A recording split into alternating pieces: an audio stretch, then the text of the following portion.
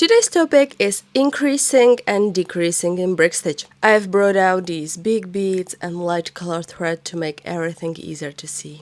Let's start with an increase. When we do an increase, we are expanding our work outward to the side. First, I will pick up 2 beads. Then I will pass my needle under this first thread bridge.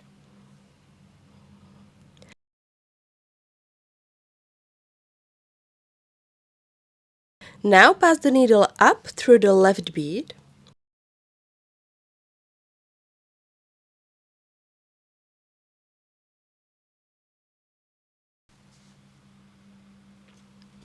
Some people stop at this step, and sometimes that's fine, but often the outer bead will stick out and won't sit nicely in place.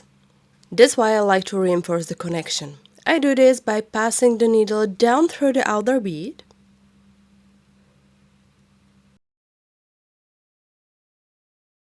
then I will go back up through the left bead to return to the starting position.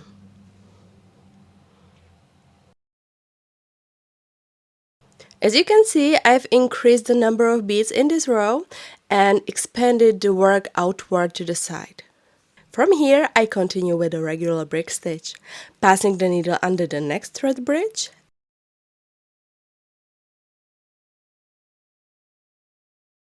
and up through the bead. Now brick stitch all the way to the end of the row, and I will show you how to do an increase at the end of the row. Here I am approaching the end.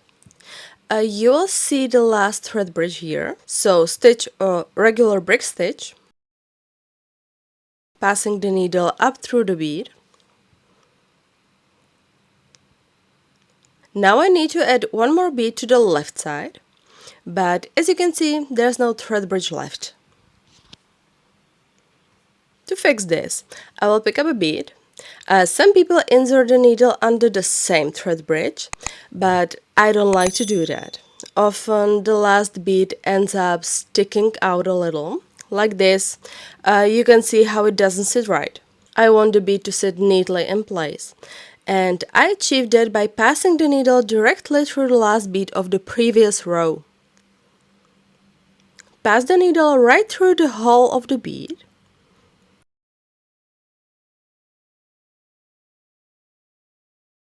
And this way, the edges align nicely and the work stays even. Now I need to thread to exit the last bead going upward.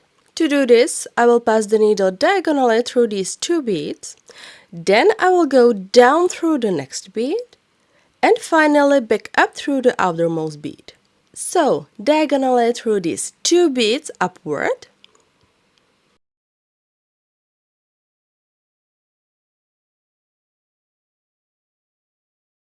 Then down through one nearby bead.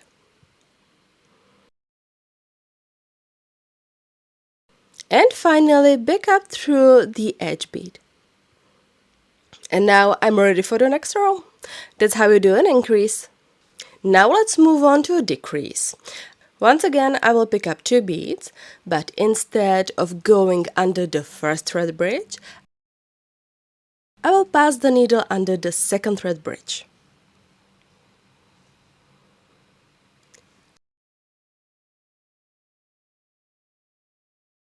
Then pass the needle up through the right bead.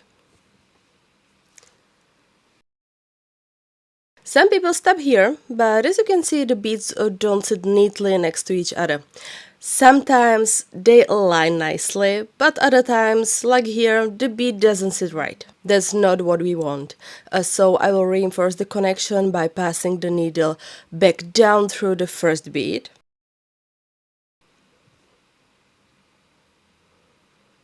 Then I will pass it up through the right bead.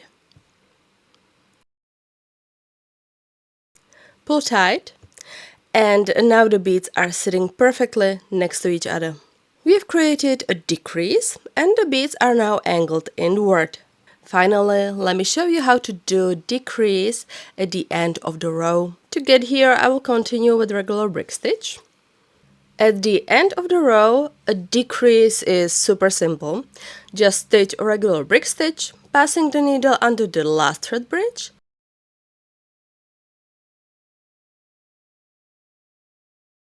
and up through the bead. That's it, the decrease is done. I hope this video has been helpful.